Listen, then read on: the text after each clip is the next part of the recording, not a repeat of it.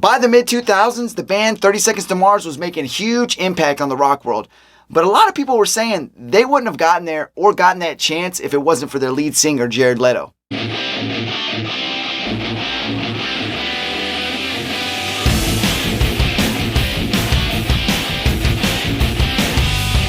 What's going on, everybody? Welcome back, music lovers, especially my rock music lovers. Listen, 30 Seconds to Mars may have formed in the late 90s, but they found most of their musical success in the mid-2000s. Their 2005 album, Beautiful Lie, was a huge album and a big impact on me because at that time, it's post-high school, trying to figure out what the hell I'm going to do in life. And it seemed like the music that I decided to indulge in was the music that helped guide me, through life. What was my next move going to be? Usually it was music that helped me decide what I was going to do next. If I needed to figure things out, I'd throw that music on. And in that time, 30 Seconds to Mars album was huge for me. I mean, it's amazing what music can do to us and help us get through in life. But a lot of people said that if it wasn't for Jared Leto, the band may have not gotten their chance. The fact that he was an established actor, they say, was the reason. But in this video today, we're going to decide, is that the case? Did the band only get their chance because of their lead singer, Jared Leto, or did they have enough talent to get there regardless? So Jared and Shannon Leto grew up in the Bossier City, Louisiana area, which is where they were from, Shannon being the elder brother out of the two. Now, this area is somewhere I'm very familiar with. I'm from Texas. Now, Bossier City is right across the bridge from Shreveport, Louisiana. They go hand in hand, which Shreveport is right across from the Texas border. I have so many memories there. It's a small city, a lot of casinos, more of a tourist spot, but I have a lot of memories there. Some good, some bad. But it's just cool to think that these guys come from that area because all these people we see on stage or the big screen, we see them as larger than life, but they're just like us. They come from the same places we do, and I just find that very cool.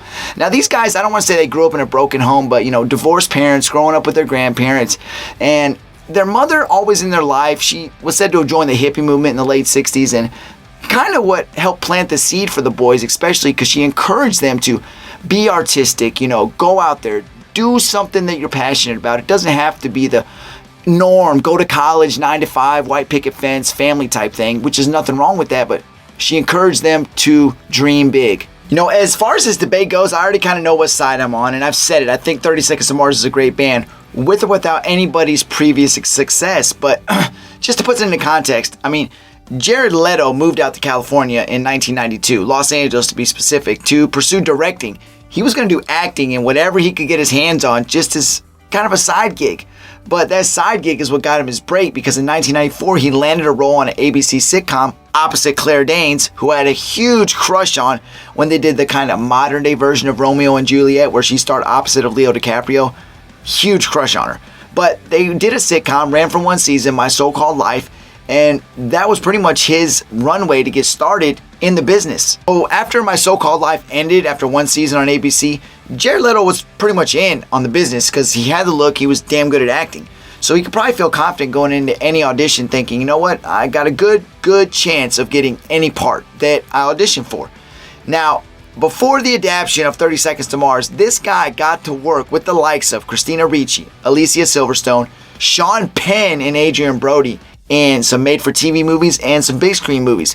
Some of those being The Thin Red Line with Adrian Brody and Sean Penn that got nominated for Academy Awards. So, damn.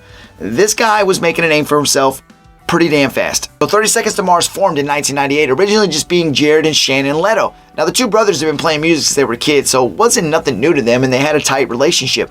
Obviously, Jared's acting career had him more in the spotlight, but it didn't matter. They still loved to play music, and that's all it was about at that time. They brought in Solon Bixler, Matt Watchner, and Kevin Drake to round out the band. So the five guys were now 30 Seconds to Mars, and they were playing all over the Los Angeles area, all through 1998. Now, all the songs they were playing live, most of them written by Jared Leto himself. These guys were ready to get into the studio or do their debut album, but at the time they weren't signed to a record label. But that was going to change when Immortal Records came along, among other labels, but it ended up being Immortal that signed them. But in 1999, that changed when Virgin Records entered in and gave them a contract as well. So 30 Seconds to Mars did form in 1998, and they worked their ass off to get a debut album out, which eventually they would in 2002. It would be a self-titled album. Now you got to realize Jared Leto still had his acting career, and he was still doing it. And that's a solo thing, so that has nothing to do with the band. And he was in some big movies in that 4-year span. I'm talking about American Psycho, Fight Club, Girl Interrupted, Requiem for a Dream, Black and White, and in all those movies, he worked with some big name actors and actresses. I'm talking about he worked with the likes of Robert Downey Jr., Angelina Jolie, Winona Ryder, Brad Pitt, Edward Norton, Marlon Wayans, Jennifer Connelly. I mean, those are some big names. So he was making a huge name for himself in the acting world. I mean, that's anybody's dream, but he really wanted to do 30 Seconds to Mars, and he made it clear when they formed that he didn't want his acting career to be what promoted the band. He wanted it to grow organically, and he wanted it to be something completely separate from his acting career, and he was going to work very hard to do that. Now, the debut album would be a big test for them. So real quick, before we continue, can you please do me a huge favor? Please like the video and subscribe to the channel. Those are 2 things you can do for me absolutely free, and that will help me grow. That will help this channel grow, and I can continue doing what I love to do, which is this. So please do those 2 things for me, and let's continue the video. So August 27th of 2002 is when 30 Seconds to Mars dropped their debut album. Now this ended up reaching 102 on the Billboard 200 charts. Eventually it sold over 2 million copies, but it wasn't initially. It was kind of a slow process for this album. But I'll be honest with you, this was a backtrack for me. I listened to this album later after I'd gotten to 30 Seconds to Mars in the mid-2000s. Now they had 2 singles off of this album, Capricorn and Edge of the Earth. Now Capricorn has a pretty cool music video if you want to go see the original members of 30 Seconds to Mars, because the band has had lineup changes. Very cool music video, awesome vocals by Jared, great music playing by the band. Edge of the Earth is a great song too, but if you ask me, go listen to the album, the 3rd track on there, Fallen. Amazing song, freaking awesome song. And then the last track on the album, Year Zero, rolls into a hidden track with Jared and Shannon Leto called The Struggle. Beautiful song. I mean, this was intended to be a concept album, as what Jared Leto would say in an interview when it originally came out. It was meant to signify self-determination and human struggle.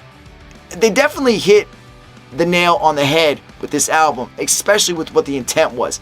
Great album, and a great way to get started, because it was definitely a lead up to what I think really got these guys on fire. So after that 2002 debut album by 30 Seconds to Mars, there was going to be some lineup changes before they moved forward. Matt and Salone would leave the band, and they brought in a guy named Tomo Milicevic to be their new lead guitarist. Now 30 Seconds to Mars was a 4-piece band. So eventually they would get back in the studio in 2004 to work on their 2nd studio album, Beautiful Lie. But you got to realize, before they did that, Jared Leto, he's still doing his acting thing, and there was some big projects in that span that he worked on and got released. He worked on the movie Highway, Alexander, Panic Room, and Lord of War. And once again, in all those movies, he worked with some big name people.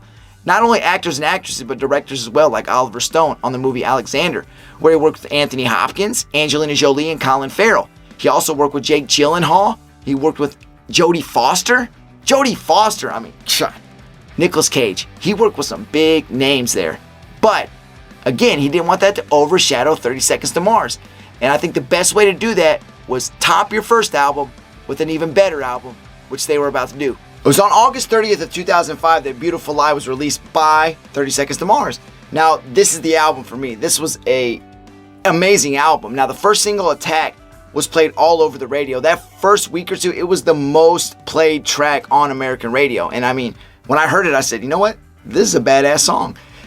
And I just couldn't get enough of it. And before I heard any other singles or anything else was played on the radio from this album, I went and bought it. And I listened to it, and I loved it. Now, obviously, everything seemed to get more glorified as other singles were released and music videos were released. But no doubt, I knew this album was special. And Attack was an amazing song. Perfect first single to release. This song ended up going platinum in the United States and went gold in other countries. Sold over 4 million copies. I mean, these guys were just scratching the surface of what this album was going to do. After Attack was pretty much blowing up radio airwaves, the next single was released, which was The Kill. And I mean, this was an awesome song, which I loved it before it got released out on the radio and started getting played all over the place. But when I heard it more and more, I just fell more in love with it. And then the video was released, directed by Jared Leto. It was a short film, and it wouldn't be the first. The 3rd single, From Yesterday, and the 4th single, Beautiful Lie, self-titled track from the album.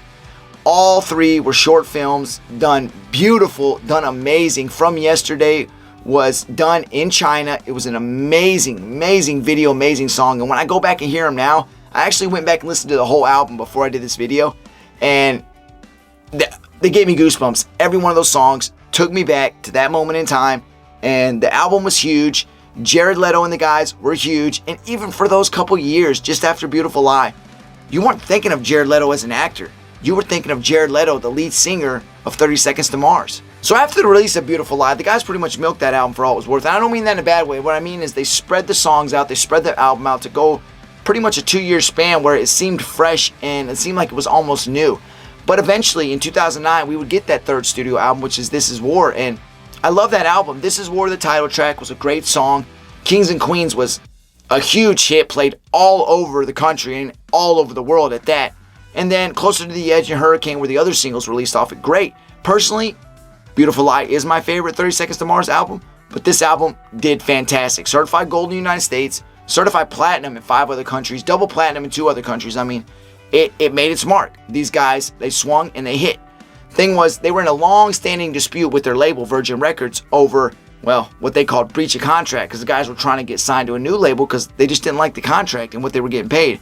But eventually, an agreement was reached. They re-signed with EMI, which owns Virgin Records, and this album, which lasted 2 years of recording, was finally released in 2009. But great. I mean, at this point, I could easily differentiate 30 Seconds to Mars, the band, and Jared Leto as an individual and an actor. The guys were on fire. So 30 Seconds to Mars would release their 4th studio album, Love, Lust, Faith, Dreams, in 2013, and a great album. And again, it did the same thing as the previous. It went certified all over the world, and gold in the United States, platinum in countries, double platinum in others. Just absolutely did an amazing job. The one that I actually find interesting is their 2018 album, their 5th studio album, America. American band, album name America, got certified in only 1 country. You know what country that was? Russia. It's just freaking crazy how the world works. I mean, all this controversy that Russia creates, and they can't stand us, we can't stand them. But yet, they love our band, and they love our album, America. You know what? That album is it's just like sneaky good. If you've never heard the album America, go check it out by 30 Seconds to Mars. It might be my second favorite album by them. It's just insane. Great album. And then It's the End of the World, but It's a Beautiful Day. They released that album this year in 2023 in September. And it hasn't been certified or anything yet, but again, it's 30 Seconds to Mars, and Jared Leto's vocals are amazing. Something about their sound, I feel like I can't put my finger on it, but it's changed since A Beautiful Lie. But man, amazing albums. Just great. These guys are just freaking great. Something I absolutely have to mention again as it pertains to Jared Leto's acting career. I mean, the guy, since the 2009 release of This Is War, 30 Seconds to Mars' 3rd studio album, he has not slowed down in Hollywood. I mean, the dude's been doing some great things. For one, what he did with Suicide Squad, playing the Joker, was absolutely amazing. Now, for one, again, my favorite Joker is Heath Ledger's. That is iconic. That will go down in history as one of the greatest performances as the Joker, that character. But what Jared Leto did on Suicide Squad was unique and different, and he definitely made it his own. I can give him a lot of respect for that. But the movie The Dallas Buyers Club, what he did playing opposite Matthew McConaughey was absolutely amazing. The guy won a Golden Globe for Best Supporting Actor. He won an Academy Award for Best Supporting Actor. So what he did with being an actor is pretty much win the Super Bowl of Hollywood. I mean, if you win an Academy Award, you've pretty much been told by your peers and the Academy that you've had one of the greatest performances of the year, obviously, but that will go down in history as one of the greatest performances ever. Anybody that wins that award, you can always look up and say, I got one of these, so I am special. You know, the reason I bring up Jared Leto's accolades and everything he's done in Hollywood so often in this video, it's not to try to justify those that say that 30 Seconds to Mars wouldn't be here if it wasn't for his career. It's actually quite the opposite. I think that he's done such an amazing job at separating the two. Like, absolutely amazing. This guy is a certified Hollywood stud. He's done great. He's got the hardware to prove it. But what he's done with 30 Seconds to Mars, it's like, I guarantee there's people out there that will listen to that band and have no idea that he's the guy that plays the Joker in Suicide Squad. May not be a lot of them, but I guarantee there's a lot of them out there that say, man, this band's amazing. And it would probably take them a while to dig down and find out that, holy shit, this guy's a Hollywood actor? He's done amazing, and 30 Seconds to Mars would be here no matter what. That is my prediction, and I guarantee that. The guys have done amazing music. They've done it time and time again, and no matter what anybody says, this band deserves to be in the rock world, with or without Jared Leto's acting career. So again, kudos to Jared Leto for everything he's done as an actor and what he's done with the band, and kudos to the band for what they've done over the years. Absolutely amazing. Again, Beautiful Lie, awesome album that means a lot to me in my life and where I came from, and just what it's done for me is amazing. But everything they've done is brilliant. So again, thank you everybody for watching. Until next time, go out there, take care of your friends, take care of your family, do something great, be the next Jared Leto. But until then, take care of yourself. I'm out.